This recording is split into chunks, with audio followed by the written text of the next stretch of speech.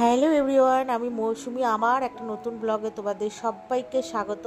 তো আশা করি তোমরা সবাই ভালো আছো এবং সুস্থ আছো, আমরাও সবাই ভালো আছি।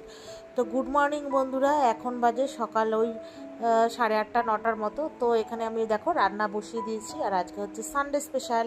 তো রান্না বসিয়ে দিয়েছি। তো এখানে আমার ভাত, আর ভাতের মধ্যে দিয়েছি আলু সেদ্ধ, আর আজকে করবো চিংড়ি মাছ দিয়ে সর্ষে পোস্ত ঝোল। ঠিক আছে।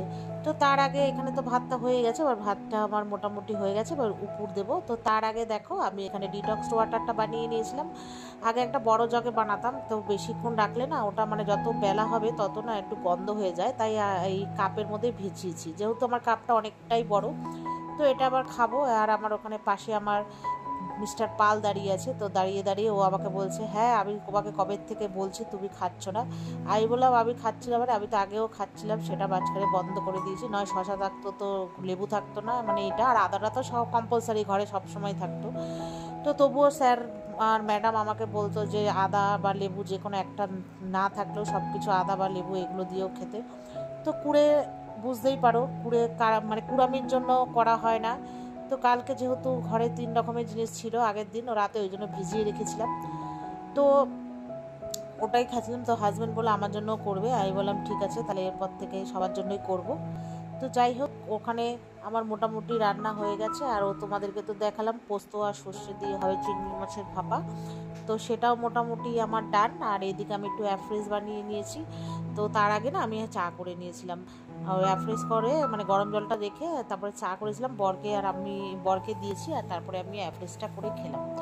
তারপরে আজকে জানো তো হচ্ছে ঘরের না অনেক রকম কাজ করেছি, ঠাকুরের সিংহাসনটা পরিষ্কার করেছি, ইঁদুরে পুরো ধান পুরো ফুল খেয়ে পুরো তছনছ করে দিচ্ছে, প্রায় প্রায় পরিষ্কার করতে হয়, আর ওগুলো ভিডিও করিনি। আর আমার আরেকটা যে বেডরুম রয়েছে সে ঘরের সব জিনিসপত্র ঠিকঠাক করলাম, মানে জিনিসপত্র করে বিছানা তোষক টোষক সব পরিষ্কার করলাম, ওগুলো আর ভিডিও করা হয়নি। আর প্রচণ্ডই গরম ছিল, দেখে তো বুঝতেই পারছিলে।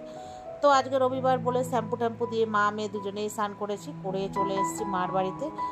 একটা সময় বেরিয়েছি বান্ধবীর সাথে 2 ঘন্টা গল্প করে, মার বাড়িতে এসেছি 2:30টার সময়।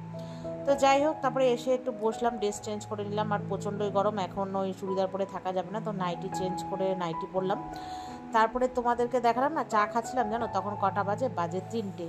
তো চা খেয়ে আমরা আজকে ভাত খেয়েছি 4:30টার সময়। ছোটো ভাই আজকে একটু গেছিলো শিয়ালদা, এসছে, তারপরে সবাই মিলে ভাত খেলাম। মা আজকে করেছে দেখো চাল কুমড়োর বড়া, পাট শাক চিংড়ি মাছ দিয়ে, কে কে খেয়েছো জানিও, করেছে মাংস, চাটনি, আর ভাই এনেছে তোমার 2 রকমের মিষ্টি, রসগোল্লা, আর এনেছে ওই কি বলে কালো কালো লেডিকিনি, তাই তো লেডিকিনি না কালো জাম, চাই। তারপর খেয়েছি, খেয়ে দিয়ে ঘুম দিয়েছি, উঠেছি 7টার সময়। ছোটো মাসি এসে এসে কলিং বেল টিপেছে, তারপরে আমরা সবাই মিলে উঠেছি। উঠে তারপরে আমি মাকে বললাম তুমি ফ্রেশ হয়ে চা করো, আর আমি বললাম যে আমি তাহলে সন্ধ্যেটা দিয়ে আসি। তো আমি সন্ধ্যে দিতে গেছি, সন্ধ্যে দিয়ে এসে সবাই মিলে বসে এসি চালিয়ে জমিয়ে আড্ডা দিচ্ছিলাম, চা খাচ্ছিলাম। অমনি আমার এসছে আবার মেজো মাসি, মেজো বলতে মার ছোটো মাসির আগের মাসি, ওরা সবাই এসছে। তো এসে জোর কদমে এখন হচ্ছে গল্প চলছে, আর আমাদের একটাই টপিক এখন হচ্ছে বিয়ে। ঠিক আছে, আমার বড় ভাইয়ের বিয়ে নিয়ে হচ্ছে টপিক চলছে এখন, যতদিন বিয়ে না হবে এই নিয়েই টপিক হবে। তো এই যে দেখো সব মাসিরা, মা, আমি, মেয়ে সবাই মিলে বসে চা খেলাম, মুড়ি খেলাম, তারপর সেও ভাজা নিয়ে খাচ্ছিলাম, মা আর মেয়ে দুজনে ঢংসং করলাম। তো চলো টাটা।